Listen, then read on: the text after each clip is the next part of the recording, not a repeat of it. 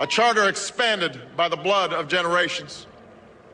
Those ideals still light the world, and we will not give them up for expedience' sake.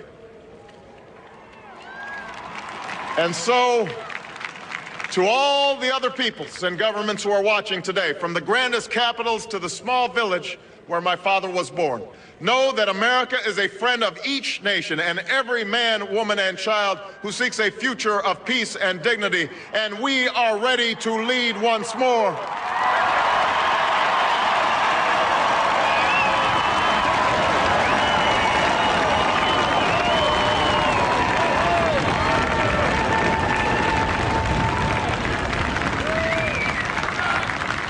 Recall that earlier generations faced down fascism and communism not just with missiles and tanks, but with the sturdy alliances and enduring convictions.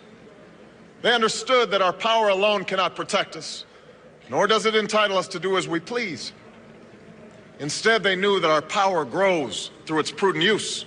Our security emanates from the justness of our cause, the force of our example, the tempering qualities of humility and restraint. We are the keepers of this legacy. Guided by these principles once more, we can meet those new threats that demand even greater effort, even greater cooperation and understanding between nations. We will begin to responsibly leave Iraq to its people and forge a hard-earned peace in Afghanistan. With old friends and former foes, we will work tirelessly to lessen the nuclear threat and roll back the specter of a warming planet. We will not apologize for our way of life, nor will we waver in its defense. And for those who seek to advance their aims by inducing terror and slaughtering innocents, we say to you now that our spirit is stronger and cannot be broken. You cannot outlast us, and we will defeat you.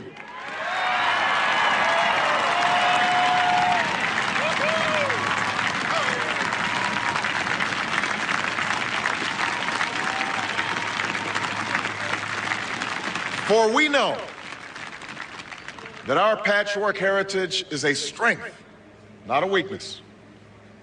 We are a nation of Christians and Muslims, Jews and Hindus, and non-believers.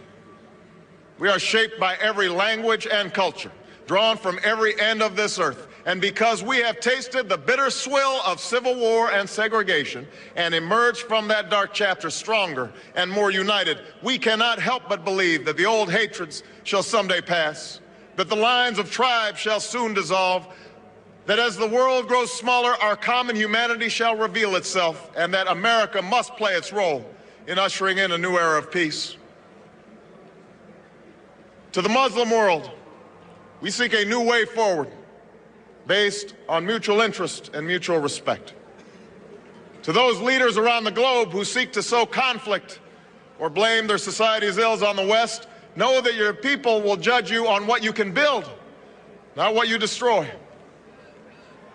To those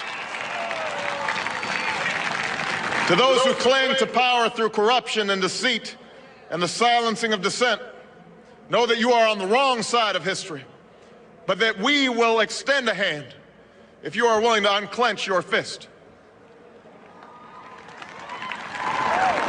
To the people of poor nations, we pledge to work alongside you to make your farms flourish and let clean waters flow, to nourish starved bodies and feed hungry minds.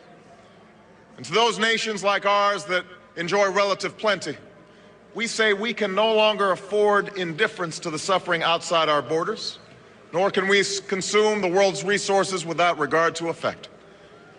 For the world has changed, and we must change with it. As we consider the road that unfolds before us, we will remember with humble gratitude those brave Americans who, at this very hour, patrol far-off deserts and distant mountains. They have something to tell us, just as the fallen heroes who lie in Arlington whisper through the ages.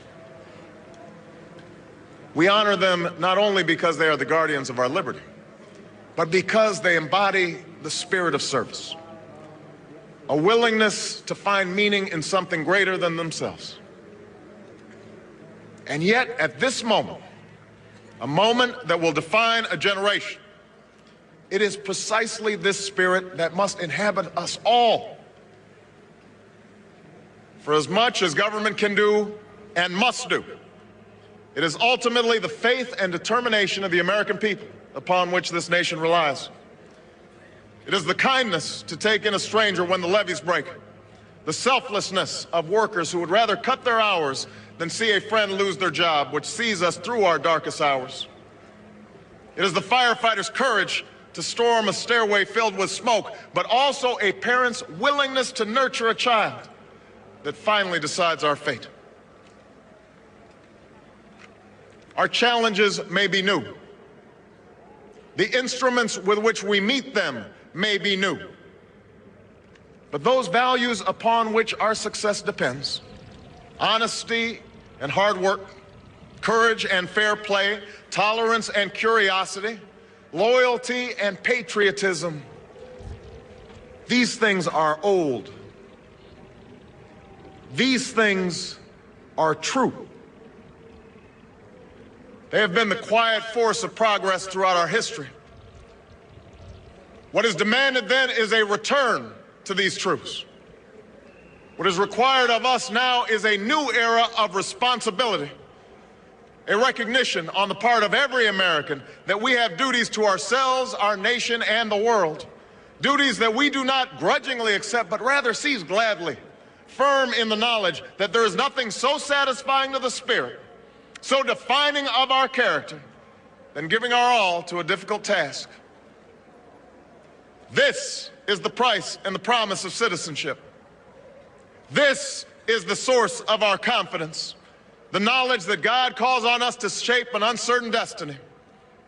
This is the meaning of our liberty and our creed, why men and women and children of every race and every faith can join in celebration across this magnificent mall, and why a man whose father less than 60 years ago might not have been served at a local restaurant can now stand before you to take a most sacred oath.